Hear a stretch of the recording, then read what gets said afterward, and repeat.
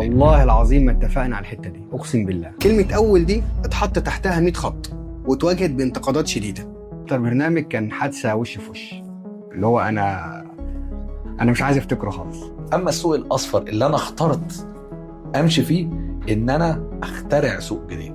نزل خبر على السوشيال ميديا ان فلان فتح FMS RBT. الموضوع ده استوديو يعني. صدى معاك هيكون عامل ازاي؟ طبعا عاجبني تصالحك مع نفسك في النقطه دي. بحب ان انا اختار الناس اللي شبهي، ماشي، اللي هي عايزه تكسر الدنيا عشان تكمل وعشان تنجح وعشان توصل. واغلب الناس قالت ان خيمه بهاء فيه شبه كبير من بنش مارك ستريمز. انت بتمد ايدك لكل اللي على المركب وكل اللي على المركب قرايبك مثلا، بس ما فيش حد بيمد ايده. طب ما فيش مره حسيت ان حد قال لك بتتصنع قدام الكاميرا؟ اهلا بيكم في بهاء كاست. ضيفنا النهارده هو الكاست نفسه، شخص قرر يكون مميز في نشاطه، قدر يثبت نفسه ويسيب بصمه واضحه. هنسمع عن بداياته والتحديات اللي واجهها والنجاحات اللي حققها وكمان رؤيته للمستقبل. رحبوا معايا بمؤسس استوديو SBT الأستاذ محمد بهاء السراج.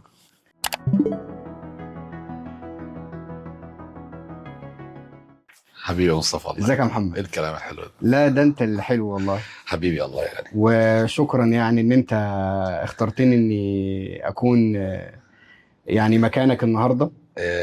دي حاجه مسؤوليه انا بعتبرها يعني حاجه تشرف، يعني انا اتشرف بيها، يعني مسؤوليه انا بشكرك عليها والله. والله بص فانت بما يرضي الله يعني اخويا الصغير، ويعني مش عايز اكبر نفسي يعني خالص، ولكن انت تعز عليا وانت اقدم مني في البرامج والكاميرا والحاجات دي، وكان نفسي ان انا اطلع معاك في برنامج من زمان يعني. حبيبي ده الشرف ليا والله. حبيبي يا غالي. ان شاء الله نكون عند حسن الظن. حبيبي يا غالي، تسلم. جاهز يا بطل؟ يلا بينا بس. طيب خلينا كده نبدأ بأول حاجة. يعني هو سؤال تقليدي بس، يعني ايه اللي خلاك تختار ان انت تدخل مجال صناعة المحتوى؟ بص، هو صناعة المحتوى الموضوع ممكن يكون كان صدفة، ما كانش مجرد ان هو يكون قرار، غير لما انا اتحطيت في الموقف.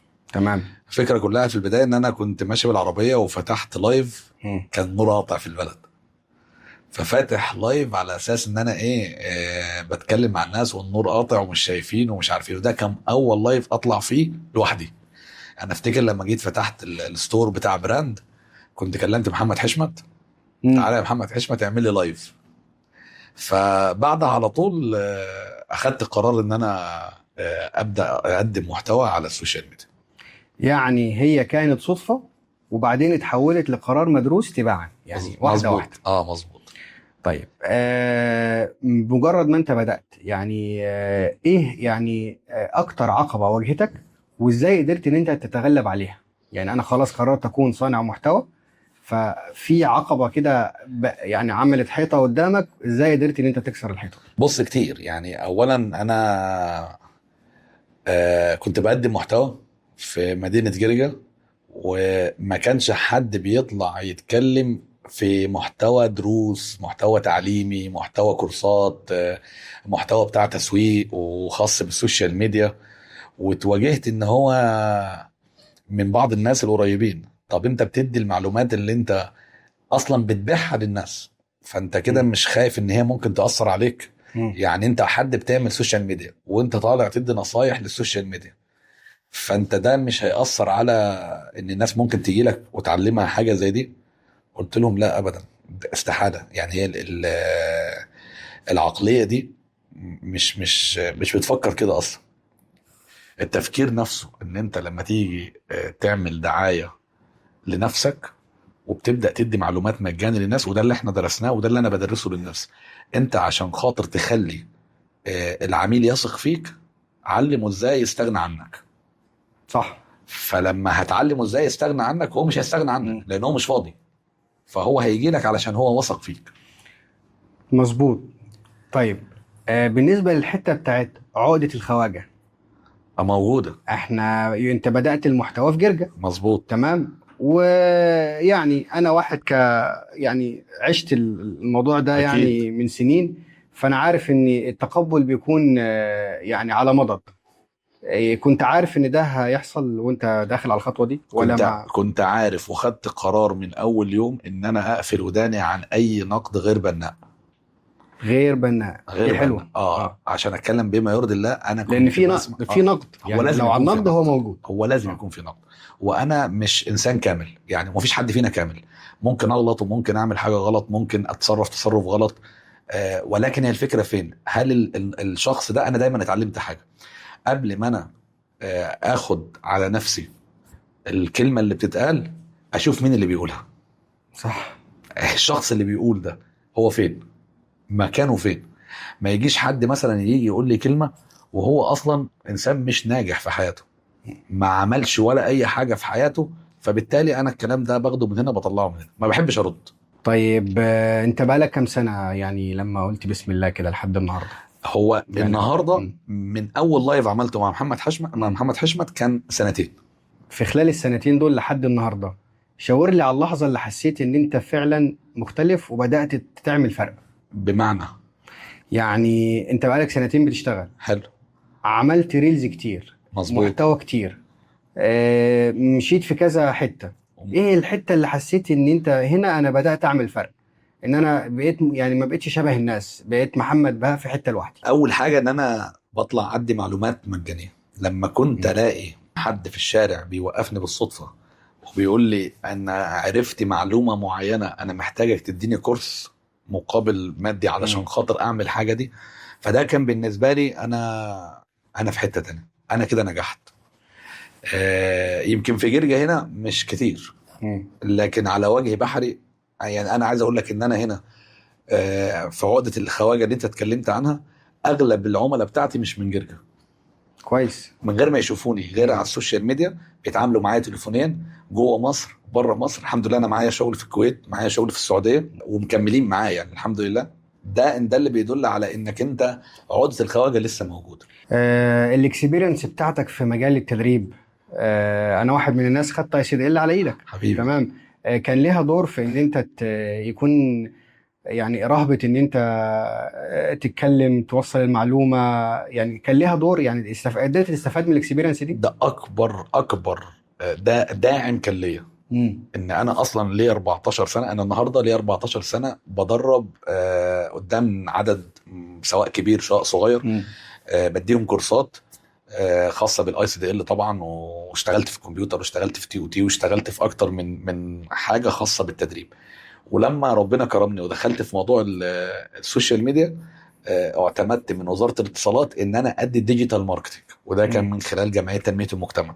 فبقت حاجه في مجالي، فكان سهل عليا شويه ان انا اتكلم قدام الكاميرا. على فكره يمكن انا بتكلم في اللايف احسن من الفيديوهات اللي هي بتبقى مسجله. يعني لما بطلع لايف بتكلم احسن بكتير من قدام الفيديوهات اللي هي بتبقى مسجله. عشان ده يعني الاساسات اللي انت طلعت عليها بالظبط. ان انا قدام جمهور عدد بتكلم. بتكلم. طيب ايه البرامج اللي انت قدمتها من اول ما بدأت؟ تمام، يعني حوالي كانوا كام واحد؟ مش لازم بالتفصيل، يعني تقريبا كانوا كام واحد؟ وايه اكتر واحد فيهم كان مرهق في تحضيره وتصويره؟ هم تقريبا 8 برامج. يعني 8 برامج. احنا لو هنقول مثلا فوازير بهاء الدين، انا مين، حدوته في الخمسينة، برنامج سؤال وجواب في السوشيال ميديا. تمام، ده كان سؤال، كان برنامج يعتبر خاص بالسوشيال ميديا اكتر، كبسولة تسويقية. وبعدين 3 برامج في رمضان اللي فات. تمام. لا، موضوع رمضان ده ليه قصة لوحده هندخل فيها. بس طيب برضو تكملة. اكتر برنامج فيهم كان برنامج اجيال. ده اللي كان مرهق. عم بهاء ده اكتر برنامج كان مرهق. احنا اشتغلنا 48 ساعة. كان قبل رمضان. صورنا في حدود 20 حلقة. الحلقة كانت بتاخد معانا تصوير حوالي ساعة ونص. فاحنا كنا بنبقى موجودين في المدرسة، بنمشي تقريبا من الساعة 8 بالليل تقريبا، علشان خاطر نلحق قبل ما رمضان يدخل علينا، عشان احنا عارفين ضغطة رمضان والمواعيد والدنيا هتبقى مش افضل حاجة. طيب ما قبل برامج رمضان، ايه اكتر برنامج انت كنت ممتن ليه وحبيته؟ تمام. وايه اكتر برنامج كان حادثة وش في وش، اللي هو انا انا مش عايز افتكره خالص. برنامج اكتر برنامج انا حبيته كان برنامج حدوته في الخمسينة. لانه برنامج اتعمل مش في جرجة اصلا، كان اتعمل في الاقصر. فسافرنا كده انا والخطيب، قعدنا 48 ساعة.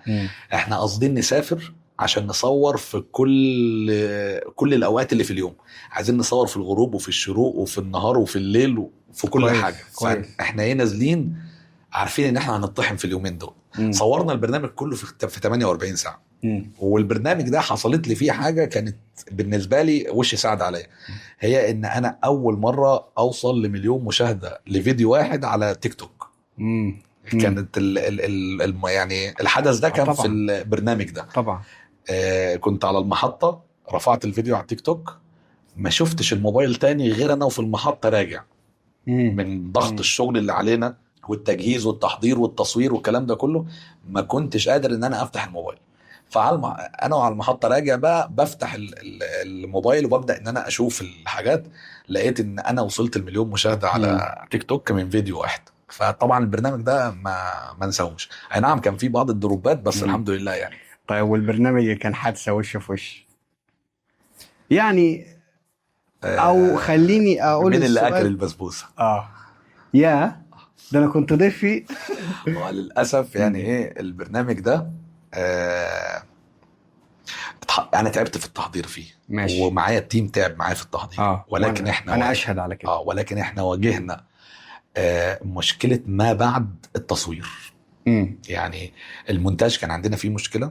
والمشكلة اللي موجودة في المونتاج دي اصلا ما كانتش بسبب المونتاج، كانت المشكلة بسبب التصوير. وانا اتسرعت.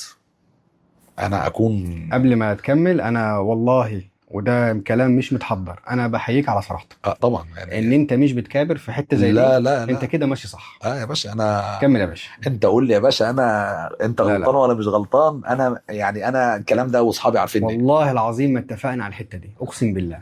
كمل يا باشا. فبما يرضي الله يعني. فانا للاسف ما لحقتش ان انا حتى ابص على الحلقه الاولى اللي نزلت اللي هي بتاعتك. وعشان كده انا بعت لك كيلو متر من التعديلات والتعليقات. فانا المشكله فين كانت؟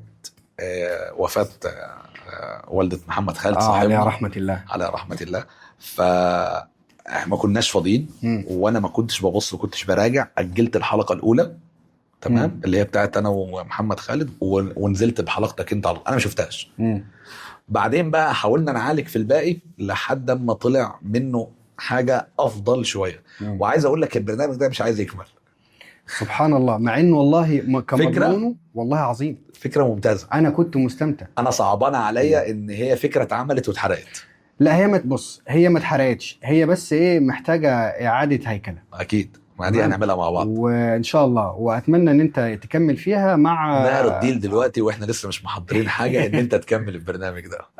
أكمله طب أعمل إيه؟ والله بتكلم بجد. اسمع بس انا ممكن ابقى ضيف ثابت مثلا، لا تثبت لي فقره، انما اكمله لا. لا فكر فيها يعني ماشي.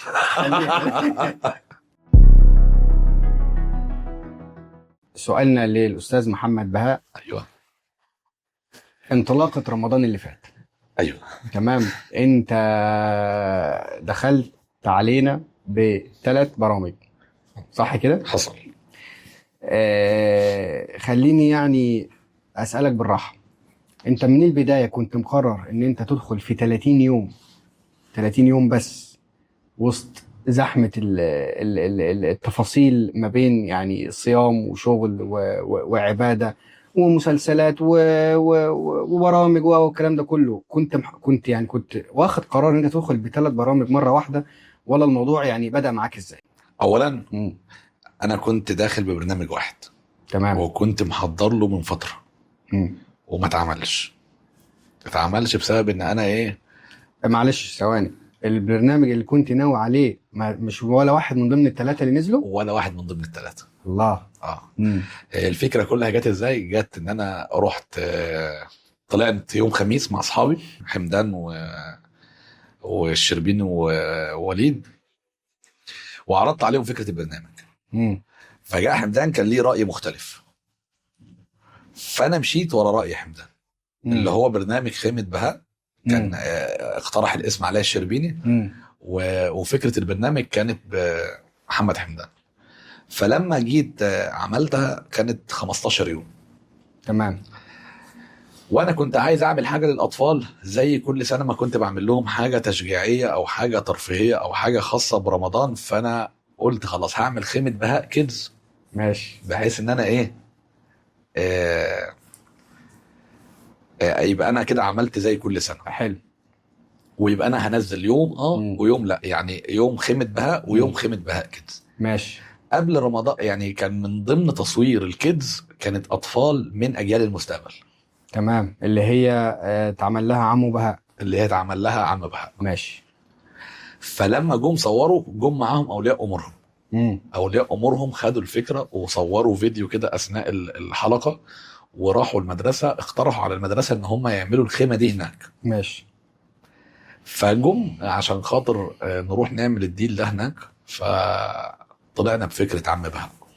طيب، كانت بالنسبه لي فرصه انهي بالظبط اللي هو عم بهاء. مين فيهم اللي ظلم التاني؟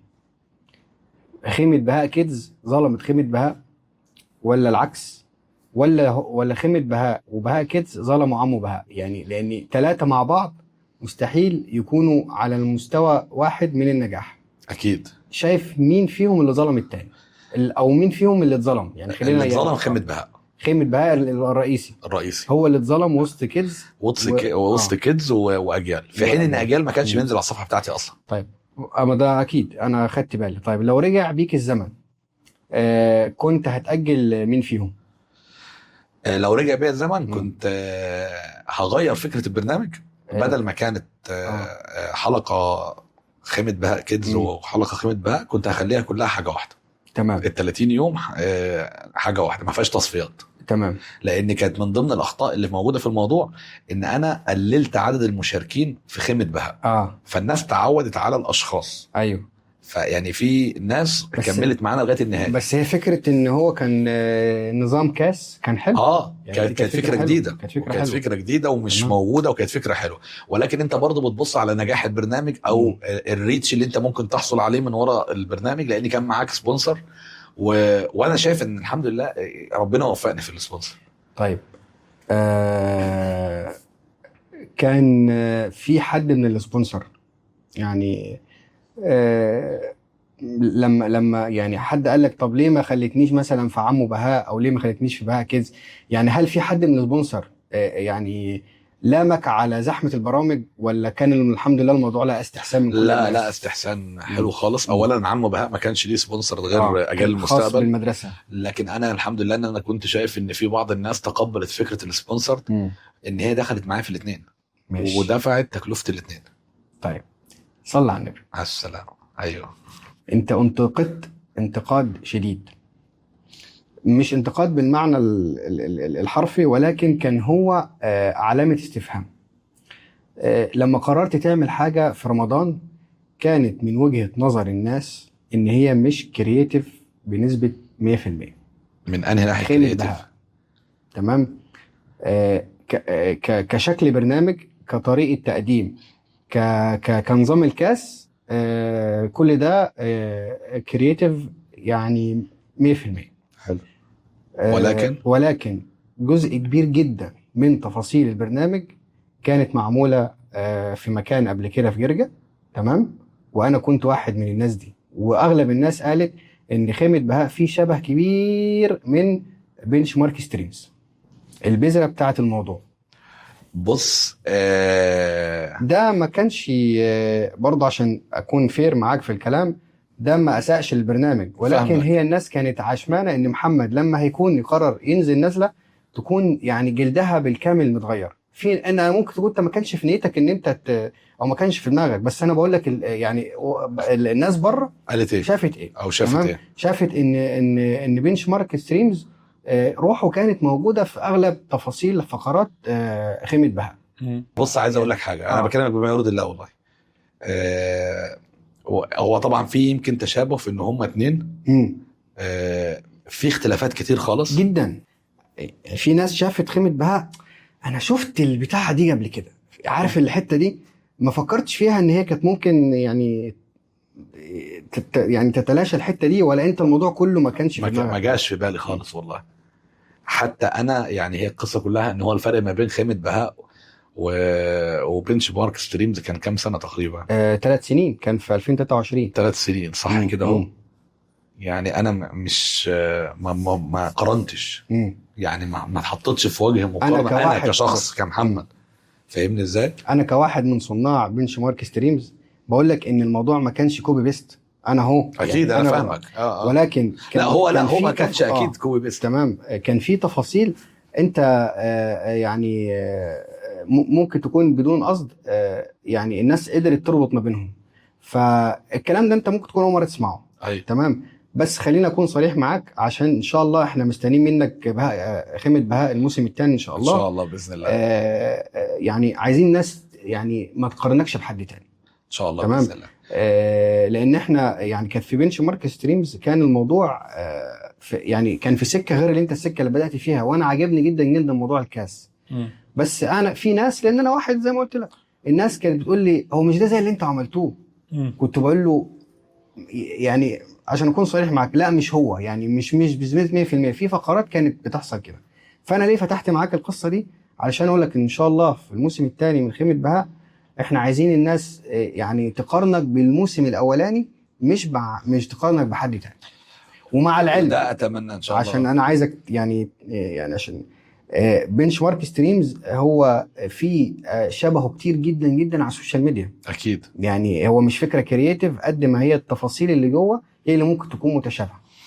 فاهمك. هو تقريبا من كلامك اللي انا فهمته ان التشابه في بعض الفقرات. ايوه فقط، ما كانش مقصود. انا عايز منك الاجابه دي علشان الناس اللي ظنت ان ممكن يكون الموضوع كان فيه سنه كوبي بيست. انا عايزك تكون توجه كلام للكاميرا بتاعتك. يعني اولا فكره خيمه بهاء هي جت عن طريق محمد حمدان. فكره الكاس مختلفه تماما عن بنش مارك ستريمز.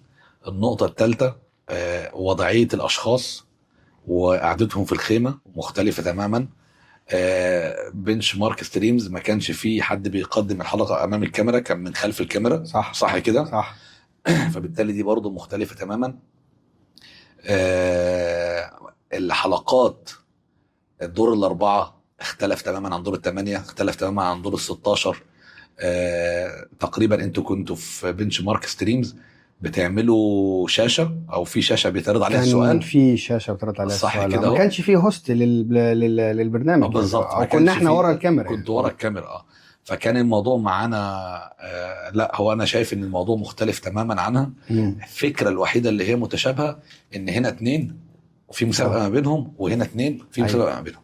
هي دي الحتة الوحيدة اللي انا شايف ان هي يكون في تشابه ما بينها. وزي ما انت قلت استكمالا لكلامك ان زي ده في كتير على السوشيال ميديا. انا شفت اثناء رمضان في نهاية رمضان بحد طالع في خيمة وعامل برنامج، والله بكلمك بجد، وهنا في جرجة، يعني مش عمل حلقة او 2. دي نقطة. النقطة التانية، لسه حد صديق ليا في برديس بعت لي رسالة، يمكن هنحطها سكرين في اسمه ده. انا هاخد فكرة الخيمة وهعملها عندي في برديس وهعمل عليها اسئلة. رد عليه كان ايه؟ رد انا عليه ايه؟ الخيمة موجودة بكيسها، هبعتها لك علشان خاطر لو انت عايز تستخدمها. الله ينور عليك. والله بكلمك انا. بص هحط لك الكلام ده سكرين. ده راجل محترم تمام. وهو ده ايه، خد عارف انت مثلا مسلسل سوتس. ايوه تمام. سوتس بالعربي مظبوط. ده سوتس، فاهم؟ انا محمد بقى انا هعمل خيمة برديس بالظبط، بس هي بكل تفاصيلها بالظبط. تمام. لكن انت على انا ليه اصريت ان احنا نفتح الموضوع ده؟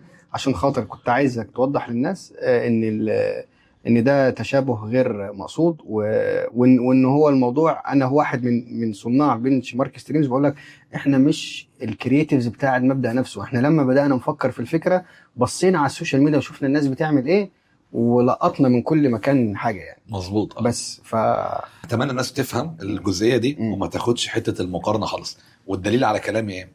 كان سهل جدا لما عرضت عليا اجيال المستقبل ان انا اروح اعمل الخيمة هناك. طلعنا بفكره تانية خالص اسمها عم بهاء، بديكور مختلف، بشكل مختلف، بلعبه سلم وثعبان في الارض عشان خاطر الطفل يمشي عليها بدل يعني الموضوع كان كرييتيف خالص. وانا كنت مش انا بقارن عم بهاء بخيمه بهاء. ايوه. فبالتالي انا مش هينفع اكرر نفسي. لا انت كنت شخصيه مختلفه تماما، ده كاركتر نهائي. ولبس وشخص. يعني لدرجه ان انا حسيت ان انت في عمو بهاء انت بتلاعب فيروز وفريده ورحيم.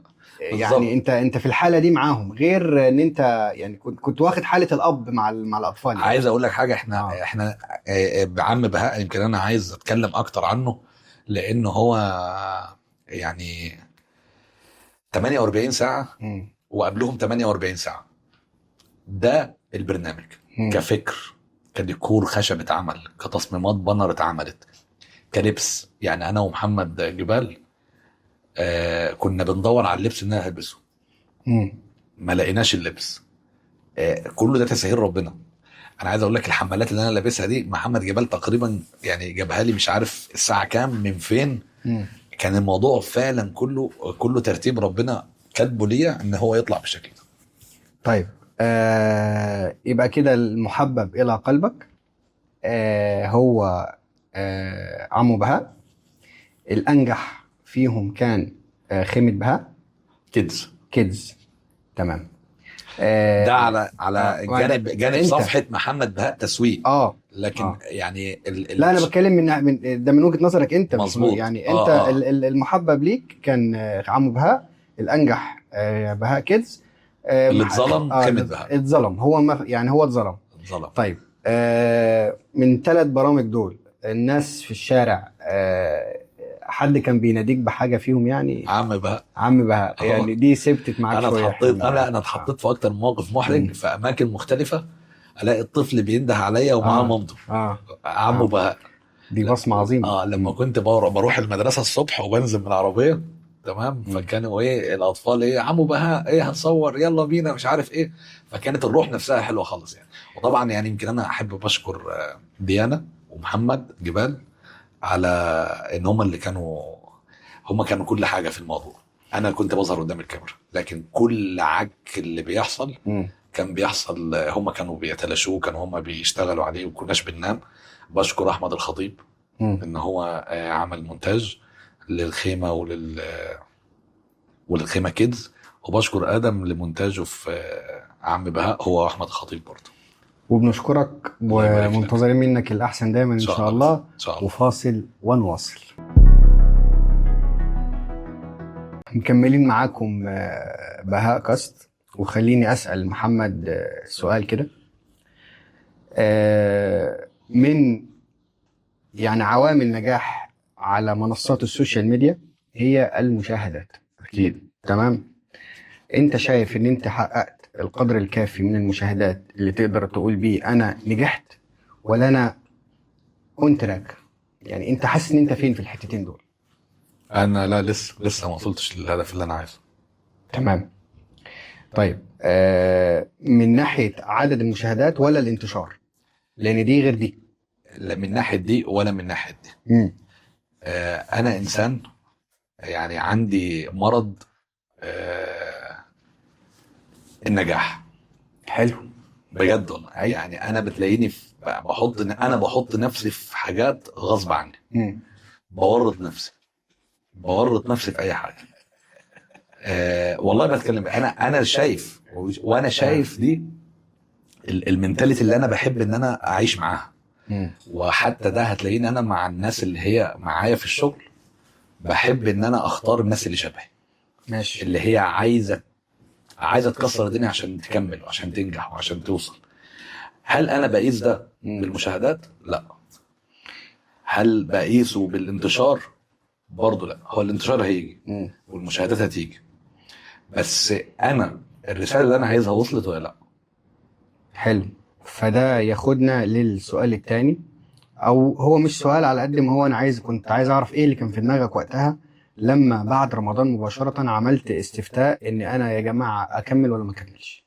تمام. مش اكمل ولا ما اكملش عموما، يعني انت عملت استفتاء عايزك تحكي لي عنه وتقول لي كان غرضك ايه او ايه اللي كنت عايز توصل له منه يعني. بص، الاستفتاء يعني جات لي مره واحده كده، ايه حته ان في ناس كان مش عاجبها بعض الحاجات اللي انا بقدمها. عاجبني تصالحك مع نفسك في النقطه دي. طبعا. تمام.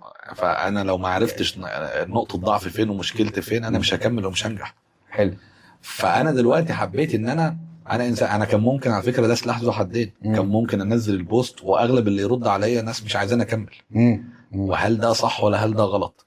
بالاضافه لحاجه ان انا كنت بحس ان في بعض الاخطاء داخليه بتحصل، هي مش مقصوده، ولكن عارف اللي هو ايه، انت بتمد ايدك لكل اللي على المركب، وكل اللي على المركب قرايبك مثلا، بس ما فيش حد بيمد ايده. فاهمني ازاي؟ فاهمك. فهي دي النقطه. خصوصا ان بص احنا حاليا في زمن الترند ده خطر. عامل زي فلاش الكاميرا. بمعنى ايه؟ فلاش الكاميرا لما بيضرب في عينك انت يعني بتقعد فتره هو ده الترند، بتفضل مركز معاه فتره وبعدين بتنساه تماما، بتنسى ان انت في فلاش كاميرا ضرب. مظبوط. فاغلب الناس بتتجه ان هي عايزه السهل الممتنع، السهل البسيط، مش السهل الممتنع، اللي هو انا باي طريقه عايز ابقى مشهور. تمام. فان انت بتبعد كل البعد عن السكه دي، فدي تحسب لك، لان السكه التانية اصعب. انا عايز اقول لك حاجه، انا لو انا هممني الشهره قد ما هممني المحتوى اللي انا بقدمه. ايوه. كان زماني قدمت محتوى خاص بالضحك والهزار. بس انت زاحم نفسك برضه في المحتوى. بس بدات تنظم. انا كنت زاحم نفسي. ايوه. ويمكن انا لو عاد عليا رمضان تاني انا مش هعمل 3 برامج، لان انا اتطحنت والفريق اللي معايا اتطحن، والناس برضو يعني اتزاولت. والناس اتزاولت. انا عايز اقول لك حاجه، انا كانت بعض الناس بتقول لي انت الله يسهل لك، انت عملتهم طلع لك 200,000 من يعني انت سبقتني في يعني سدوس كانسل كان جاي فعلا، يعني خليني برضو طلع لك 200,000 مش عارف من مين، و100,000 مش عارف. انت كده كملت كام؟ فللاسف يعني انا عندي كده، عندي حاجه وحشه في وحشه او حلوه يعني، مش ببص على الربحيه قد ما ببص على انا مرضي باللي انا بعمله ولا لا. ما لا، وده يعني غلط. وده غلط. فاهمني ازاي؟ وتلاقيني انا بالنسبه للاسعار اللي انا بحطها كسبونسر، او بالنسبه للاسعار اللي بحطها ككورسات، بالنسبه للاسعار اللي بحطها كتنفيذ شغل، لا، الناس بره اغلى مني بكتير. طب هل انا ماشي بمنهجيه ان انا اقل سعر؟ لا، مش حاطط دي.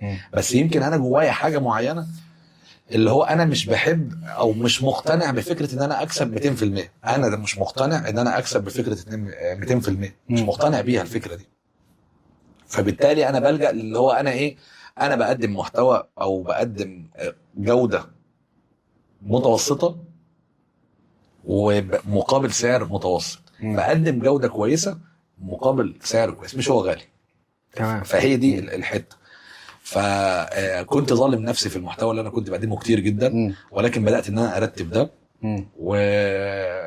وما زلت ان شاء الله خلال الفتره اللي جايه هكمل فيه. يعني عشان كده نقدر نقول ان الاستفتاء اللي انت عملته طلعت منه بشويه حاجات ايجابيه قدرت تستغلها في يعني المشوار اللي انت. اول حاجه استفدتها ان انا عملت SBT. حلو.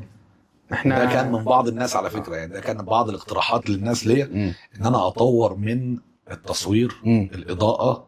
تمام. طيب ازاي بتتعامل مع التعليقات السلبيه او الايجابيه من الجمهور؟ تمام. يعني مش كل الناس بتثني عليك، ومش كل ومش كل اللي بيذم بيكون على القدر الكافي من العقل. في ذم للمصلحه العامه، في ذم للحقد.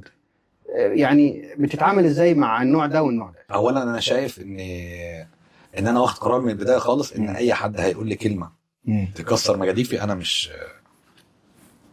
هبص ليها. تمام. اي حد انا كنت بشوف التريقه من اصحابي على المحتوى اللي انا بقدمه. حلو. من اصحابي تريقه من باب يا بخت من بكاني وبكى عليا، ولا تريقه لمجرد التريقه؟ تريقه هزار. تمام. اعتبرها ان هي تريقه هزار. حلو. من النوع التريقه اللي بيسحب الطاقه. بيسحب الطاقه. فانا لا انا اخدت قرار ان انا ما ابصش لاي حد بيحاول ان هو يقول لي كلمه ترجعني لورا خطوه. تمام. واي نقد بناء انا ببص بشوف زي ما قلت لك في اول البودكاست، بشوف مين اللي بيقول الكلام، هو فين، هل هو حد ناجح، هل هو حد وناجح بالنسبه لي. يعني فاهمني، انا بقيس النجاح ده بالنسبه لي انا، مش بالنسبه للسوق بره ولا بالنسبه للناس. ناجح في حياته كبني ادم على الاقل. يعني على الاقل ان هو يكون ناجح في حياته كبني ادم، بيعمل ايه، بيقعد فين. فاهمني ازاي؟ فبس فهي دي الحاجه.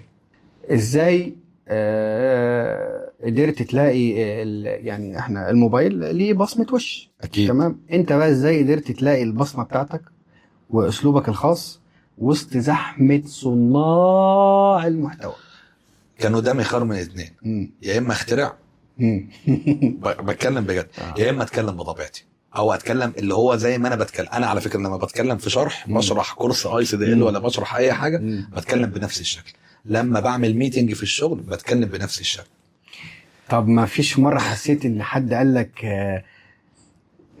بتتصنع قدام الكاميرا؟ يعني لان الكلمه دي انا برضو يعني انا كمصطفى سمعتها بص كتير.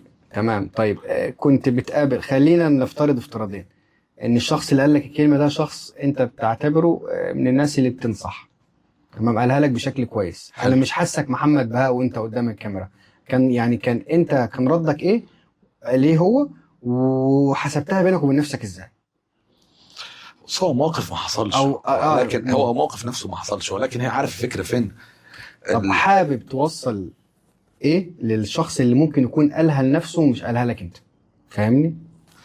حابب اوصل ليه ان هو ان انا الفكره كلها فين.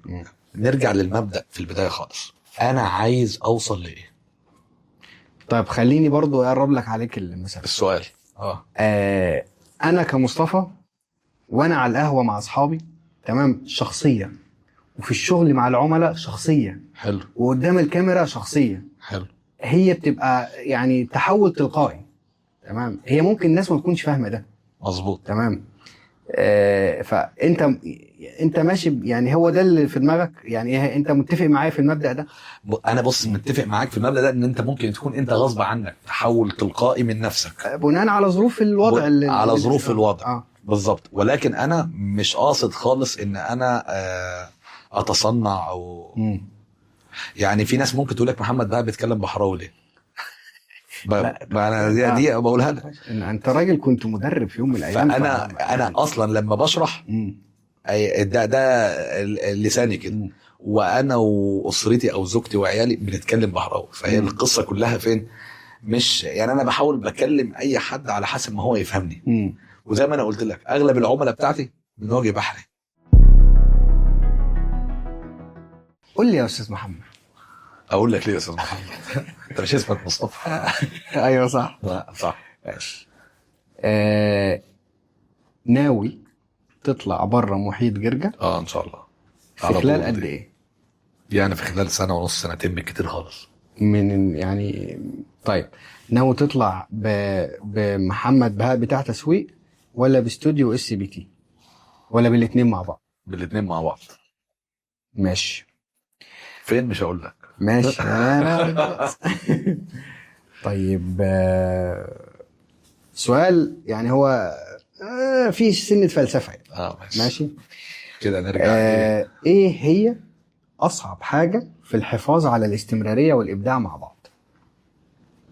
يمكن انا عملت فيديو في الحتة دي وقلت ان كل صناع المحتوى بيطلعوا يقولوا في الفيديوهات اهم حاجة الاستمرارية. طبعا اهم حاجة الاستمرارية طبعا. بس ما فيش حد فيهم كان بيطلع يقول ازاي تستمر. انا واحد من الناس يعني اللي ضيعك الاستمرارية، ضيعني عدم الاستمرارية. صح. بص هي القصة كلها فين؟ اولا انت حابب الحاجة دي، ايوه، فانت بتعمل الحاجة اللي انت بتحبها. ده رقم واحد. رقم اتنين، ازاي توصل للطريقة اللي هتخليك تعمل الحاجة بسهولة.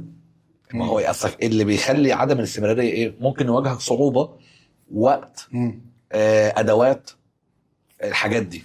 فانت لو عرفت تنظم الحاجات دي، وكنت عامل الفيديو ده ممكن نسيبه في الكومنتات، ان انا بعرف الناس ازاي هم يجمعوا افكار يعملوها.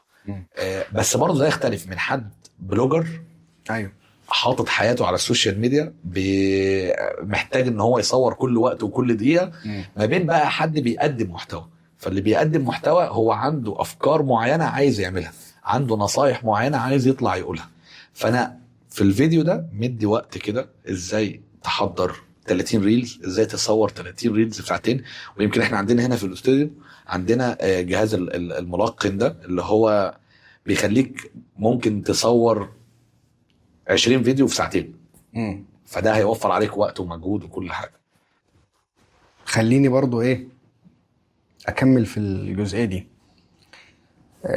لو رجع بيك الزمن كنت هتبدا بنفس الطريقه ولا كنت هتبدا لا. لا يعني على طول. ده انا شكلي جيت على الوجع يعني. لا ليه؟ لان انا يمكن غلطت في البدايه. تمام. غلطت في البدايه من حيث ايه؟ اولا انا اشتغلت على كل المنصات. نوعت في ان انا بقدم محتوى هو اللي المحتوى اللي موجود على الفيسبوك، هو اللي على التيك توك، هو اللي على الانستجرام، هو على اليوتيوب. فكنت بشتغل على 4 منصات، متابعه وتحضير وفيديوهات وتنزيل، ده كله كان بالنسبه لي لود خالص عليا. النقطه الثانيه ان ده ما خلاني بعد سنه حسيت نفسي ان انا ما عدتش في ولا منصه فيهم. ما فيش منصه فيهم وصلت فيها لحاجه. لو كنت ركزت على منصه واحده، ودي يمكن نصيحه انا بنصح بيها كل الناس اللي هي عايزه تبدا على السوشيال ميديا، ابدا على منصه واحده، اكبر في منصه واحده. كنت محضر لك سؤال، رتب لي يعني عشان تكمل بس نصيحتك يعني. رتب لي منصات السوشيال ميديا من الاولى تمام للاقل اولويه. يعني لو عايز تكمل نصيحتك ابدا بانهي منصه تمام علشان خاطر انتشارك يكون اسرع، ثم كذا كذا كذا. بما ان احنا في مصر هنا، فالفيسبوك رقم 1. يختلف بعد كده على حسب النوع اللي انت بتقدمه. هل انت مهتم بايه بالظبط يعني، او انت هتقدم محتوى خاص بايه؟ في بعض الناس بيكون بالنسبه لها اهم حاجه يبدا عليها انستجرام. هو نوع المحتوى اللي بيقدمه بتاع انستجرام. انستجرام عايز طريقه فيديو معين، وقت فيديو معين، غير بتاع الفيسبوك، غير بتاع اليوتيوب. تمام. فانا ما اقدرش ان انا ارتبها غير لما اعرف الشخص، كل شخص وكل حاله اقدر ان انا اقول لك هو ممكن ينفع معاه ايه. فهي دي الفكره. لكن انا لو اقول لك بالنسبه لي انا الفيسبوك رقم 1، التيك توك، الانستجرام، والشورتس على اليوتيوب. تمام. بدات تكسب من الشغلانه دي ولا لسه؟ اكسب انهي مكسب فيهم؟ ماديا. انهي مكسب يعني اللي هو ارباح بتاعت الفيسبوك والحاجات دي؟ جايبه همها ولا لا؟ يعني شايله مصاريفها، جايبه همها؟ بص هنا هرد عليك رد حاجه من اتنين. لو انا شايف ان اللي انا بعمله ده ومستني منه ارباح تجيلي على الفيسبوك وعلى يوتيوب وعلى تيك توك وكده، فلا. انا لو كنت صرفت الفلوس اللي صرفتها على الحاجات دي كان زماني عديت. تمام. في حته تانية. لو كنت جبت لو كنت استثمرتها في حاجات تانية. ولكن هي الفكره كلها هو بيجيب لي شغل ازاي. تمام. وجودي على السوشيال ميديا وعلى المنصات دي بيجيب لي شغل غير مباشر. مفهوم. مش بيجيب لي ارباح كبيره ولا ارباح تذكر، ولكن هو بيجيب لك شغل. طيب صحينا بكره الصبح المنصات دي اتقفلت، ايه اول حاجه هتعملها عشان تواكب التغيير؟ اتقفلت راحت فين؟ سياستها اتغيرت. احنا كل يوم السياسه بتتغير يعني. احنا للاسف كل يوم تحديثات الفيسبوك والانستجرام والحاجات دي كل يوم بتتغير، واحنا بنحاول نواكب على قد ما نقدر. ولكن احنا دايما بنقول السوشيال ميديا مش امان. مش امان للي معتمد عليها. انا كنت اقصد الحته بالظبط. هي مش امان للي يعتمد عليها. فلازم يبقى عندك ويب سايت. انا بعمل حاجه يعني حاليا مختلفه، حاجه يمكن يعني مش عايز اقول كلمه جديده، ولكن انا مش هقدر ان انا اصرح عنها لغايه لما يتم اعلانها ان شاء الله. تمام. زي ما انت بتقول كده، حاجه بعيد خالص عن منصات السوشيال ميديا. بلان بي. مش بلان بي، هي هتنزل بالفعل وهتشتغل بالفعل خلال الفترات اللي جايه، ولكن يمكن خلال اخر السنه ان شاء الله. ولكن هي حاجه بعيد عن منصات السوشيال ميديا. طيب SBT استوديو بتاع تسويق. ماشي. عشان في ناس كتيره كانت بتسال هو اختصارة ايه؟ استوديو بتاع تسويق. انا كنت هسميه بتاع تسويق استوديو. BTS. فسالت شات جي بي تي، ده عمي يعني. حلو، تمام، صراحة جميل. قلت له انا عايز اسمي كذا واسمي كذا، فقال لي ابعد عن BTS. ليه؟ لان في فرقه كوريه بتاعت اغاني اسمها BTS. طب ما ثواني، في الفيديو بتاعك مع صلاح ابو المجد اكتشفت ان SBT نفس الشركة. دي اسم مشكله صلاح. هي مشكله صلاح ان هو مش عامل اعلانات على الشركه بتاعته. انا اول مرة اعرف انه عنده شركة اصلا من الفيديو. انا قاعد في الايفنت ومركز وبكتب وبسال وبحاضر، كلام حلو خالص، وهو في نص الكلام بيقول انا عندي شركه اسمها SBT بتاعت الكترونيات. فبقول له ايه؟ صوتي عالي، فهو اتخض فبص لي فبيقول لي SBT. فبقول له دي بتاعت ايه دي؟ قال لي في البريك اقول لك. فالقصه فين جت كده. فبس فكانت كان بصراحه صدفه حلوه يعني خالص. طيب ايه يعني عشان نكمل بس جزئيه SBT، انا عايز منك بس باختصار ليه قررت ان انت يعني تنطلق في فكره مشروع SBT، وايه الهدف منها، وهتفيد يعني ناوي تستفيد منها ازاي؟ انت هتستفيد منها ازاي؟ وايه الهدف منها للناس؟ الهدف منها للناس ان كل اللي جاي دلوقتي على منصات السوشيال ميديا فيديوهات، ويمكن الناس شايفة ان الفيديوهات تبقى طويلة، وللأسف ده مش بيحصل. احنا بتمسك الموبايل مش بتكمل 30 ثانية في اي ريل انت بتشوفه. مأساة. فهي الفكرة فين؟ الفكرة ان انا هنا من خلال المكان اللي انا عملته SBT بساعد الناس ان هي تظهر نفسها بشكل احترافي على السوشيال ميديا. ده كأول استوديو لتصوير الفيديو والريل، عشان خاطر ما نقولش اي استوديو ونسيبها مفتوحه. لو عندك فرصه تعمل بهاء كاست مع شخصيه مشهوره تختار يكون مين؟ بعد مصطفى البرباوي وصلاح ابو المجد. صلاح ابو المجد. وحاولت بس هو للاسف كان تعبان وعنده مشكله في الاحبال الصوتيه. يعني خليني اسالك سؤال فلسفي برضو. ماشي، خلينا. ازاي بتوازن ما بين حياتك الشخصيه وضغط صناعه المحتوى المستمر؟ لو انا قلت لك ان انا بوازن ما بين حياتي الشخصيه وما بين ضغط شغلي كصناعه محتوى وكتصوير ومونتاج واداره وكلام من ده، ابقى انا بضحك عليك. للاسف هو ربنا يكون في عونهم يعني نقدر نقول ان انت يعني مقصر شويه في حياتك الشخصيه. مقصر خالص. طيب يا بس ان شاء الله يكون ده شيء بشكل مؤقت طبعا. يعني هو انا يعني حابب توجه رساله لاهل البيت. طبعا بشكرهم طبعا خالص على ان هم مستحمليني. ايوه تمام. انا عايز اقول لك انا من اول ما فتحت، من يوم ما فتحت الاستوديو وانا يمكن بصحى الصبح هم نايمين وبروح هم ونايمين. ان شاء الله يكونوا هم مقدرين، يعني هم مقدرين وربنا يبارك فيهم يعني. انت وشرحت لي الهدف من SBT وانت ازاي هتستفيد منه. خد بقى ايه الحته اللي من السكسي على طرف الصينيه يا باشا. وانت بتتكلم على طرف المعلقه. لا يعني مع عشان الحته اللي متحروقه يعني. وانت بتعلن عن SBT قلت ان ده اول استوديو احترافي للتصوير الريلز في جرجا. تمام. كلمه اول دي اتحط تحتها 100 خط وتواجهت بانتقادات شديده. اول استوديو احترافي اتواجهت كلمه اول اشمعنى؟ تمام. لان بعض الناس شايفه ان كان ويمكن ما زال في جرجا في استوديوهات لصناعه المحتوى قبل SBT. فانت حابب ردك يكون ايه على الموضوع ده؟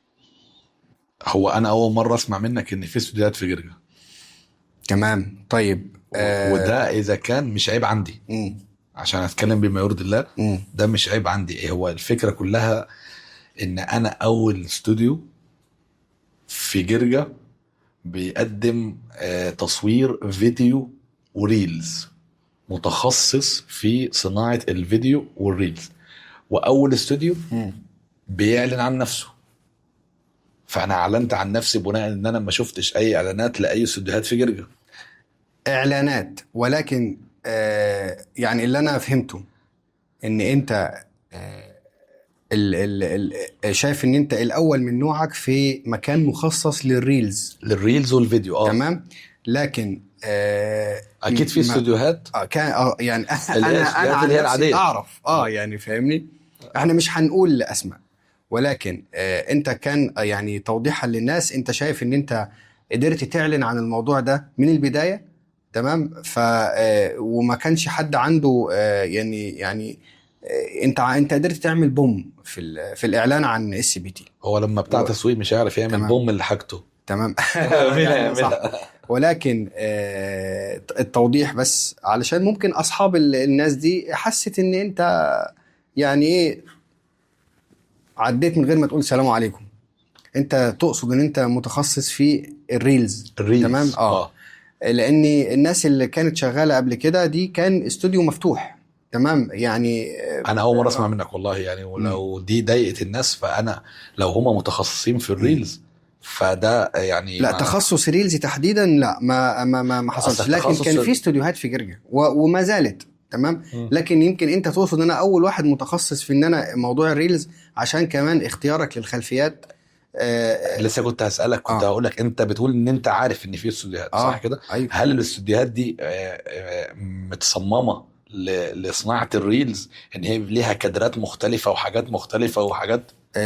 لا يعني ان انت احنا مثلا يا جماعة احنا في أوضة مثلا 3x4. 3.5x4 اللي احنا بنصور فيها دي انا حاليا شايف فيها اكتر من 8 أو 9 اماكن ممكن يتصور فيهم فيديوهات. 13 يا والله احنا عاملينهم 13 ومصورينهم في الحتة دي بس. في الحتة دي بس 13 في مستوى الشقة كلها 20. يعني بالاضافة للغرفة التانية وبالاضافة للصالة في 20 لوكيشن للتصوير. بما ان احنا بنتكلم على فكره عايزين نقفل الباب ده. بما ان احنا بنتكلم على فكره صناعه الريلز، فانا في الريلز مش محتاج غير حته متر في متر وبصنع فيديو من خلالها. والكادرات اللي احنا ممكن ناخدها، الديكورات الخفيفه، الشجره اللي ورايا، الستار، في ناس بتطلع تعمل فيديو وراها ستاره فده كادر. فاهمني ازاي؟ فاحنا عندنا 4 ستاير في الاوضه الصغيره اللي انت بتتكلم فيها، منوعين في انواع الحاجات اللي انت ممكن تتكلم فيها. تقريبا مفيش حد عمل بودكاست في جرجا. مظبوط صح كده يعني تقريبا يعني ما فبالتالي انا كنت بقول ان انا عندي اول مكان لان هو جمع ديكورات مع لوكيشنز مختلفه مع معدات احترافيه. طب الاوكتات الاضاءه والحاجات دي ما موجوده عند كل الناس، بس ممكن يكون في بعض الحاجات اللي هي انا ما شفتهاش في جرجا. ولو انا ما شفتهاش فممكن يكون تقصير مني. يعني وجهة نظر وصلت، وانا ممكن يعني اكون فهمت ان انت SBT من باب المكتب هو استوديو. بالظبط. تمام. مخصص من اول ما تفتح باب كده ممكن استغلنا كل حته كادر. لكن يعني ده اللي انت تقصده ان انت كان ممكن مثلا براند للدعايه واعلان وعندي مكان جوه براند في نفس المكتب للتصوير. ده كان قبل ما افتح الاستوديو. عشان كده انت فممكن يعني دي السياسه اللي كانت ماشيه بيها الناس، ان انا فاتح مكتب وفي جزء كذا. مظبوط. لكن انا فاتح استوديو من بابه لصناعه الريلز والفيديو. وجهة النظر وصلت. والبودكاست بالظبط. طيب خلال يوم 2-3 شهر نزل خبر على السوشيال ميديا ان فلان فتح FMS RBT. الموضوع ده استوديو يعني صدى معاك هيكون عامل ازاي؟ رد فعلك هيكون عامل ازاي؟ ولا اي حاجه، بالعكس انا هشجع اي حد ان هو يفكر ان هو يفتح استوديو. ليه؟ لان انا العقليه بتاعتي مختلفه شويه. عندنا انا درست ايه؟ درست ان في 3 انواع للسوق. في سوق اسمه او محيط الاحمر، وفي عندنا المحيط الازرق، وفي عندنا محيط اسمه المحيط الاصفر. تمام. المحيط الاحمر وهو انك انت بتنزل بمنتج او هتفتح محل في شارع مليان نفس نوع المنتج اللي انت بتبيعه. هفتح موبايلات في شارع عبد العزيز، هفتح موبايلات في شارع المحطة في جرجا. كل الناس هناك فاتحة موبايلات. صح ولا لا؟ صح. فانا عارف ان انا نازل على سوق صعب، منافسة شرسة، تضارب في الاسعار، عروض باستمرار. صح كده اهو. 100%. فده المحيط الاحمر. المحيط الازرق بقى ان هو يكون منتج او اتنين او شركه او اتنين او تلاته او اربعه في يعني في الاريا اللي انت فيها، فانت بتبقى ليها مميزات مختلفه. اما السوق الاصفر اللي انا اخترت امشي فيه، ان انا اخترع سوق جديد. انا دلوقتي اخترعت سوق اسمه استوديو لصناعه الريلز والفيديو، ولو حد فتح فانا ناجح. مش هكون مش ناجح، بالعكس هفرح ان انا نجحت، سوقت الفكره، عرفت اسوقها صح، والناس قلدتها. ولو ده حصل انا هكون اول الداعمين. ليه؟ انا بسفلت حاليا الطريق للي هيفتح بعدي، فلو فتح في خلال يوم او اتنين او شهر هيساعدني في سفلت الطريق. الله ينور عليك يا باشا حبيبي والله. ماشي. فاصل ونواصل. الله عليك. اخر سؤال نختم بيه حلقتنا الجميله النهارده. ايه ده، خلصنا؟ يعني احنا القعده ما تشبعش منها يعني. لو في حد لسه عايز يبدا النهارده وقرر يدخل مجال صناعه المحتوى، يعني ايه اهم نصيحه انت حابب تقولها له؟ انا حابب ان انصح اي شاب موجود في حاليا. للاسف انا بواجه مشكله في ان الناس انا بقدم لها محتوى تعليمي تثقيفي مجاني، الناس ممكن بتدفع فلوس علشان تحصل على المعلومات دي، والناس بتكسل تقرا، بتكسل تفهم. سيبك من انا دلوقتي، انت مجالنا او ايامنا احنا زمان اختلفت او مختلفه تماما عن الايام بتاعت دلوقتي. احنا ما كناش بنلاقي المعلومه بالسهل. دلوقتي انا لو عملت سيرش على اليوتيوب، عملت سيرش على جوجل، هتلاقي 1000 كورس في الفوتوشوب، 1000 كورس في صناعه المحتوى مجاني. فاذا ابدا، شوف نفسك انت عايز تبدا فين. ده مش اللي هو عايز يبدا واللي هو معهوش شغل، لا يا باشا، انت حتى لو انت موظف، عمر الوظيفه ما هي هتخليك معتمد على دخلك. اتعلم حاجه، اتعلم ازاي تصمم تصميمات احترافيه وتبقى جرافيك ديزاينر. اتعلمي ازاي تديري صفحه. بالمناسبه انا كنت عامل كورس تكلفه رمزيه 400 جنيه، ان انا عايز حد يشتغل معايا ومش لاقي حد يشتغل معايا مدير سوشيال ميديا او مدير السوشيال ميديا يعني من مقر الشركه. كله مش عايز، الناس بتدور على السهل مشكله. وده للاسف هيودينا في حته مش احلى حاجه يعني. فلو في اي حد يحاول يطور من نفسه، يعرف اي مجال جديد، الوظائف عمرها ما هتكون هي الحائط المانع لاي ظروف ممكن تقابل. صحيح. اتعلم مونتير، الوظائف كترت والمسميات كترت، وخصوصا ان النوع ده من يعني صناعه المحتوى او الميديا عموما ملهاش تاريخ صلاحيه ولا لها سن معين يعني. الله يفتح عليك، ملهاش اي حاجه. يعني الوظيفه مثلا يقول لك انت عديت ال30، لا ما مش هتتوظف، لا مفيش الكلام ده. لكن عارف انت لما هي للاسف العقليه نفسها بتاعت الناس مش بتفكر. يعني انا مش عايز اخلي الناس كلها زي ولا مش بتكلم في الجزئيه دي، ولكن اللي انا عايز اوصله، عارف انت لما تبقى واحد بتحاول وبتجتهد وكل يوم شغال تنزل تجرب حاجه معينه، واحد مثلا اتخبط من عربيه 10 مرات، هو هيعدي الشارع المره اللي بعدها مش هيبص اصلا العربيات معديه ولا لا، هو خلاص اتعود. فدي الفكره باشا، انزل السوق وتعلم. هتفشل وهتتخبط وهتنتقد وهتتشتم، بس يوم ما هتيجي في لحظه من اللحظات هتنجح. يوم ما هتنجح الناس هتقول عليك محظوظ. ده اللي بيحصل، والله ده اللي بيحصل. فهي الفكره فين؟ الفكره ان انت لما خلي الناس تقول عليك محظوظ يعني. اوصل للحته دي، اتعلم ان انت ما تخافش في حياتك اصلا، وانك انت تحاول توصل بفكر مختلف او بحاجه مختلفه. احنا استمتعنا جدا بالحوار معاك والله يا محمد. ده انا اللي مستمتع بوجودك والله. وشكرا تاني مره ان انت يعني اديتني الثقه دي ان انا اكون على الكرسي النهارده مكانك. حبيبي والله. استمتعنا جدا بالحلقه النهارده مع محمد بهاء.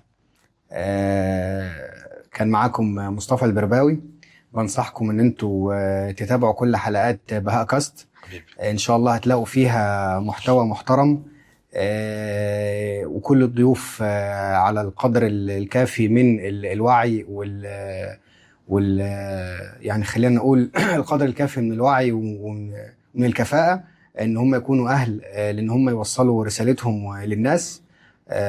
مش عايز اكون يعني برغي كتير، فرصة سعيدة جدا جدا. انا اسعد. وبشكر كل الناس المحترمة اللي كانوا معانا النهاردة، الناس اللي ورا الكاميرا اللي هي بتتعب، والله انا عارف من زمان الناس اللي ورا الكاميرا بتتعب. يمكن انا اكمل على كلامك حاجه. البرنامج بهاء كاست الفكره بتاعته ان بنستضيف وهنستضيف خلال الفترات اللي جايه بمجالات مختلفه. وكل مجال هنفتح فيه ملفات بتثير جدل كتير مع الناس وعليها مشاكل كتير مع الناس. مشاكل في الصيدلة، مشاكل في الطب، مشاكل في الثانوية العامة، مشاكل في المباني وفي التصريحات، مشاكل في مدينة جرجة أصلا، على حسب الشخصيات إن شاء الله بإذن الله اللي هي موجودة معانا.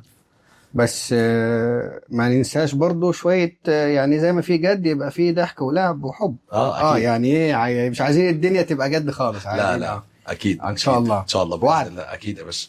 مين لك البسبوسه؟ انا الحمد لله. فانا مستني تاني ان شاء الله. ان شاء الله باذن الله. ان شاء الله. السلام عليكم.